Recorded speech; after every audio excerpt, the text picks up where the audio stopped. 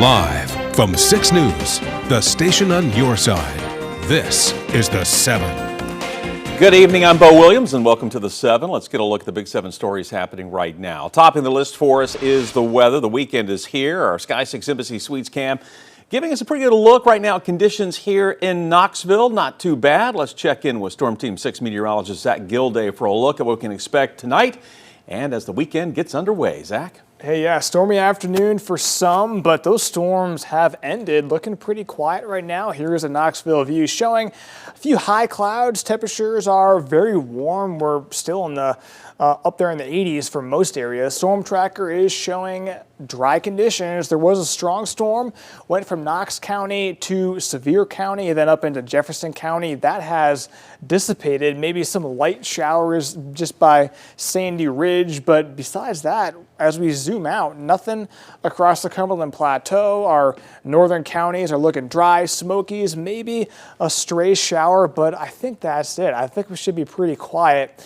as we go throughout the rest of the evening and overnight. Here's a view from McLeod Mountain looking south at those what were storms. Now just a few clouds. I don't see any rain from that angle, but they're earlier during the afternoon, those were producing some gusty winds, rain, and some lightning, but not as of now. Still can't rule out a stray shower across eastern sections as we go throughout the evening, but I think most of us look to be staying dry. Tonight, low to mid 70s and maybe even a few upper 60s as we enter Saturday morning. Cooling down. Could be some patchy fog, doesn't look widespread, but patchy tomorrow morning. Beyond that, here is that weekend outlook, showing it to you real quick. Tomorrow, mainly dry, less humid.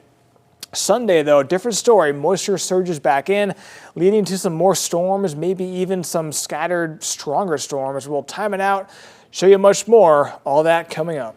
Zach, thank you. To keep up with the forecast in your neighborhood, it's a good idea to download our free Storm Team 6 weather app. It lets you stay on top of the weather wherever you are. To download it, scan the QR code on your screen. You can also search Knoxville weather in the App Store or Google Play.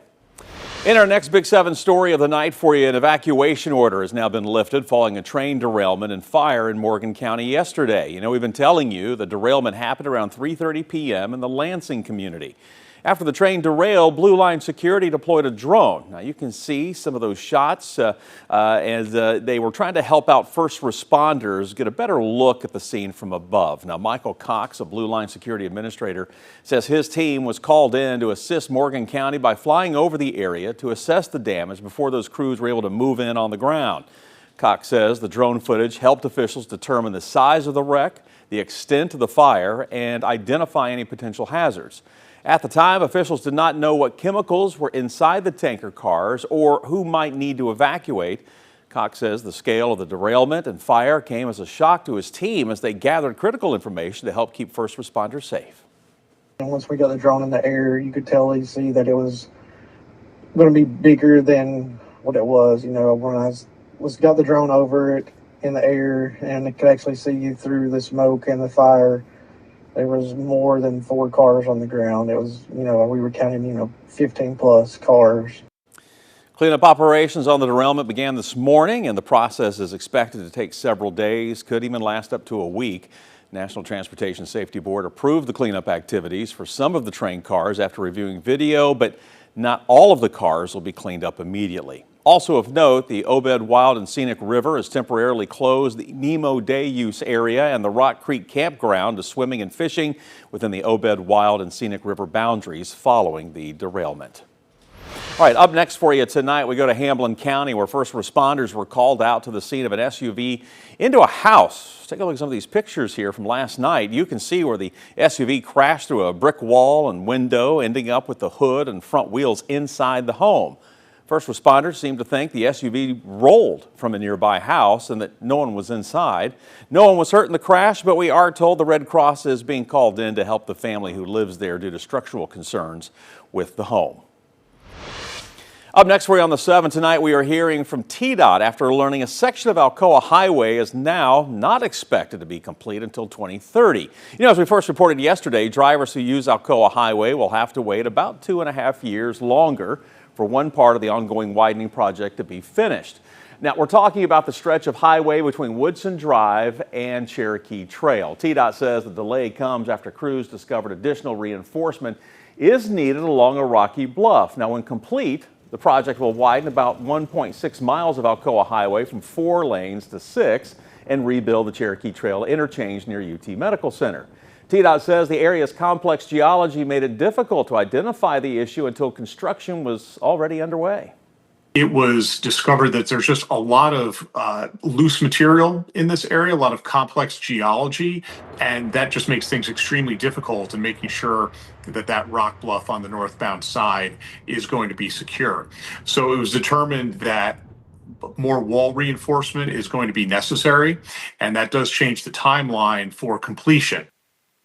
Now, there's some good news. We're told you should not expect major changes in any current traffic patterns. 2 lanes will remain open in each direction, though you may still encounter some rolling roadblocks and occasional nighttime lane closures as the work continues.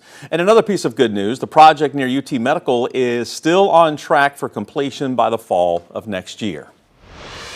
An investigation into a deadly shooting is underway in the Kingston area tonight. The Roane County Sheriff's Office says deputies responded to a home on Spears Road. That's where they found a man dead.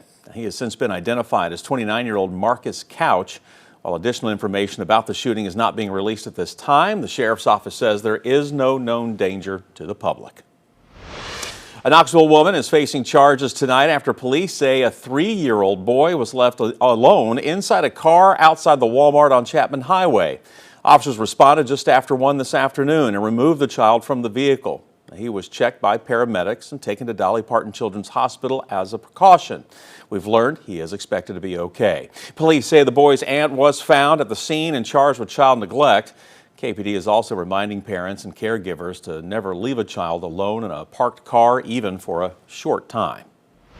In our final Big 7 story of the night for you, this time of year, people from across the country come to East Tennessee to visit. And today, we're learning of one group that is helping wounded, injured, and ill veterans. It's called the Gathering of Mountain Eagles, a nonprofit that has brought 24 veterans and their spouses up to Pigeon Forge and Gatlinburg at no cost to them. The first stop on their itinerary this weekend, the Titanic Museum attraction, followed by a stop at Dollywood and a chance to go whitewater river rafting. Executive Director Forrest Woody Arntz says this is more than just a trip. It is an opportunity for veterans from across the country to connect with each other in a way that only those who have served can actually understand.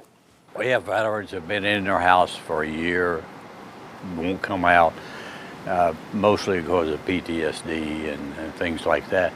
So we try to get them out and expose them to these kinds of things. And because we're all veterans and spouses together, they understand that we understand them.